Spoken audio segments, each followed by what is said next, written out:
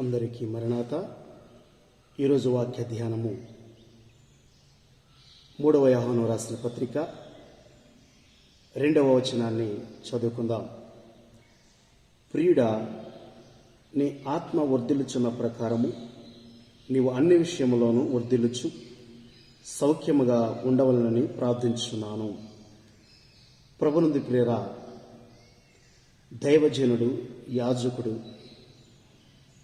దేవుని యొక్క నిత్యము కూడా దేవుని యొక్క పని జరిగిస్తున్నటువంటి దేవుని యొక్క సమూహమైనటువంటి ఏర్పాటు చేయబడినటువంటి వారు ప్రియ సంఘము కొరకు, సంఘ బిడల కొరకు, అనేక మంది బిడల కొరకు నిత్యము ప్రార్థన చేయవలసినటువంటి వారై ఉన్నారు. వారు చేసేటువంటి ప్రార్థన ద్వారా ఈరోజు మన కుటుంబాలను దేవుడు వృద్ధి కలిగజేసేటువంటి వాడుగా మనకు కనిపిస్తున్నాడు. కేవలము వారి ప్రార్థన మాత్రమే కాదు, కానీ నిత్యము కూడా, అనుదినము కూడా మన గృహములో మనం ఉండి దైవ సన్నిధి అనుభవం కలిగి, ప్రార్థన అనుభవం కలిగి, మనమును మన కుటుంబము కూడా కలిసి మనము దేవునికి ప్రార్థన చేస్తున్నట్లయితే ఆయన మన కుటుంబమును అన్ని విషయంలో కూడా వృద్ధి కలిగించాలని, అభివృద్ధి చేయాలని ఆయన ఇష్టపడుతున్నాడు. దేవునికి మనమంటే చాలా ఇష్టము. ఎందుకనగా మనము దేవుని ప్రజలము, ఆయన వలన ఏర్పాటు చేయబడిన వారము. ఈరోజు మనను అభివృద్ధి పరచాలని, ఆశీర్వదించాలని, వృద్ధి కలిగించేయాలని దేవుడు ఇష్టపడుతున్నాడు. ఇప్పుడు మనం చదువుకున్నటువంటి వాక్య భాగంలో, ప్రియుడా, నీ ఆత్మ వర్ధిల్లుచున్న ప్రకారము అన్ని విషయాల్లో నీవు వర్ధిల్లుచు సౌఖ్యముగా ఉండవలని ప్రార్థన చేయుచున్నాను. ఈరోజు ప్రియరా, దేవుడు మనలను ఏ విధముగా ఆయన వర్ధిల్ల చేస్తాడు అనేటువంటి దాని గురించి మనము కొద్ది నిమిషాలు దేవుని వాక్యాన్ని ధ్యానం చేసుకుందాం.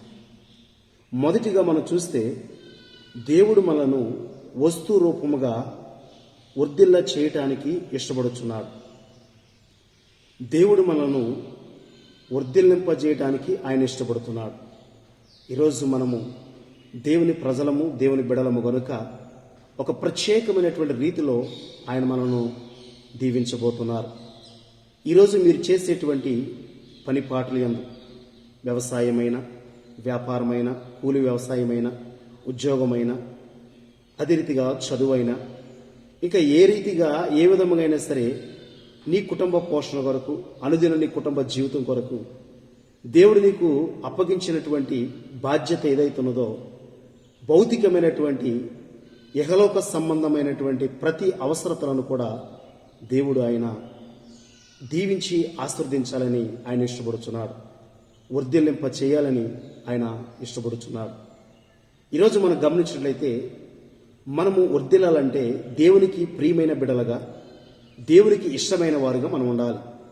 ఈరోజు మనం గమనిస్తే, అబ్రహాము యొక్క జీవితంలో దేవునికి ఇష్టమైన వాడుగా, ప్రియమైన వాడుగా, దేవుని స్నేహితుడిగా ఉన్నాడు గనుక అబ్రహామును దేవుడు బహుగా దీవించాడు, ఆశీర్వదించాడు. అదే రీతిలో అబ్రహాము యొక్క కుమారుడైనటువంటి ఇస్సాకు జీవితంలో కూడా దేవుడు అదే కార్యం చేశారు. ఇస్సాకు కూడా తన తండ్రి నడిచిన మార్గంలో నడిచాడు గనుక ఇస్సాకుని దేవుడు బహుగా దీవించాడు. దానికి వాక్యము ఆధారముగా మనకు కనబడుచున్నది. ఆదికాండము 26వ అధ్యాయము 12వ వచనాన్ని ఒకసారి మనం చదివినట్లయితే, ఇస్సాకు ఆ దేశమందున్న వాడై విత్తనము వేసి ఆ సంవత్సరము 100 ఫలము పొందెను. యెహోవా అతనిని ఆశీర్వదించిన గనుక ఆ మనుష్యుడు గొప్పవాడైను.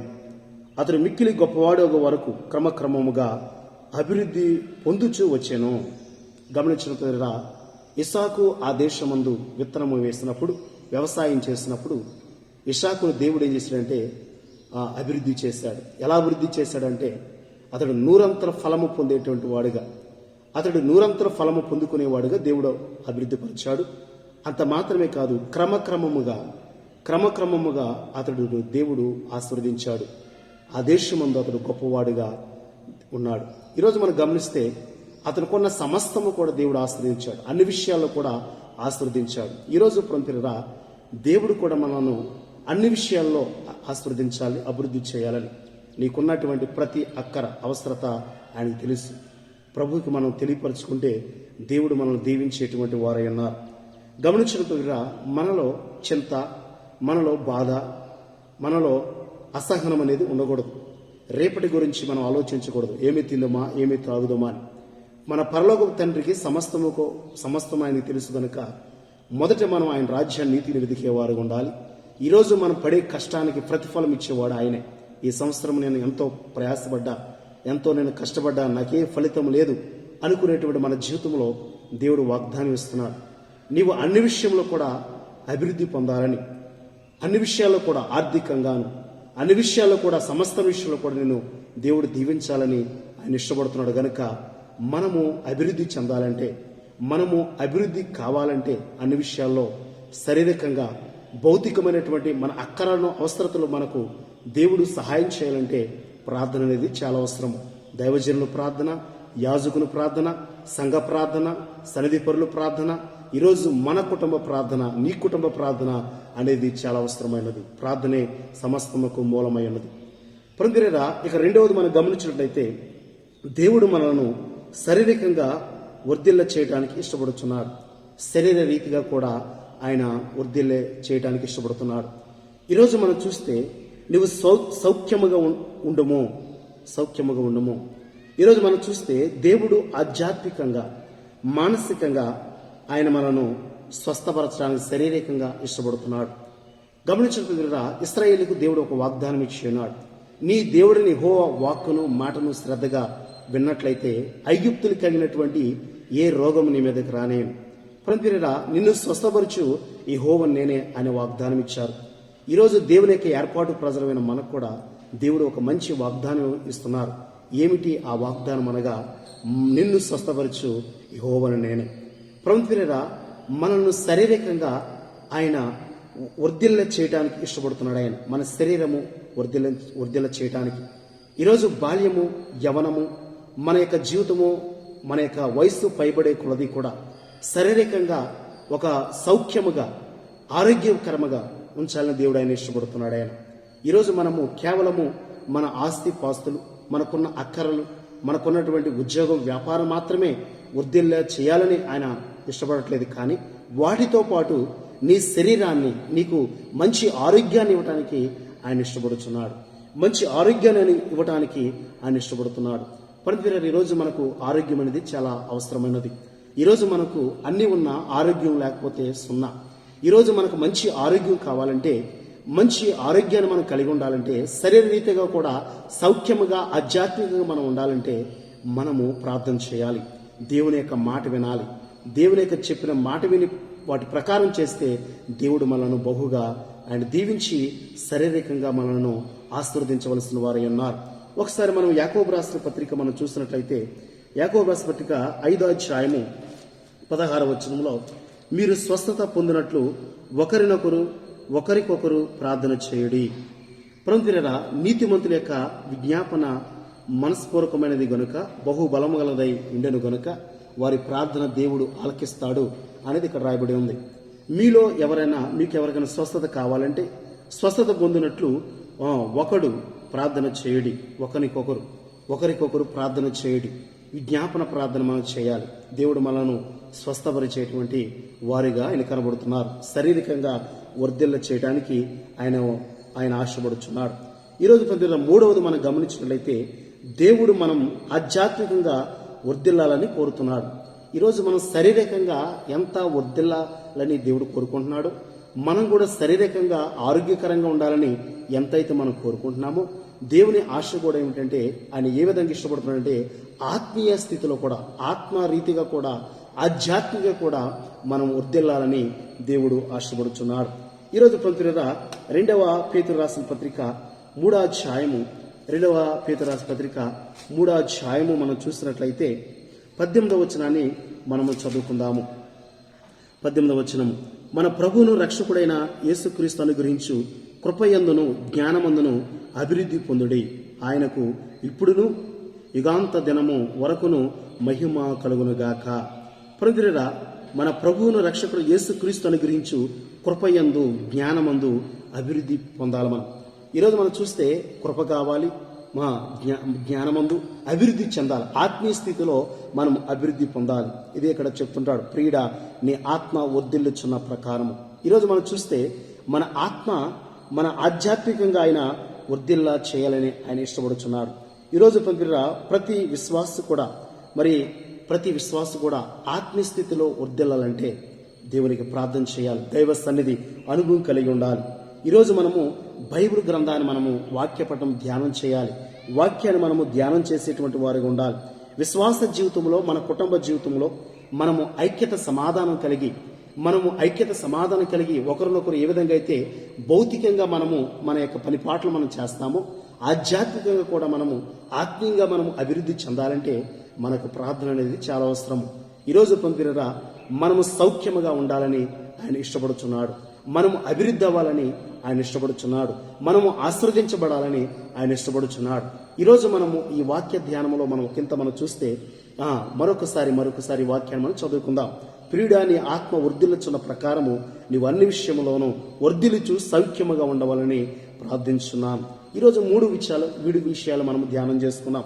మొదటిది, వస్తు రూపముగా దేవుడు మనను వర్ధిల్లింపజేయాలని ఆశపడుచున్నాడు. వస్తువు అనగా నీకున్నటువంటి ఆస్తి సంపద, నీకున్నటువంటి పని, నువ్వు చేసేటువంటి సమస్తమైన పనిని కూడా దేవుడు ఆస్వాదించాలని, వర్ధిల్ల చేయాలని ఆయన ఆశపడుచున్నాడు. దాని విషయంలో మనం చూస్తే ఇసాకు జీవితంలో దేవుడు వర్ధిల్లింపజేశాడు.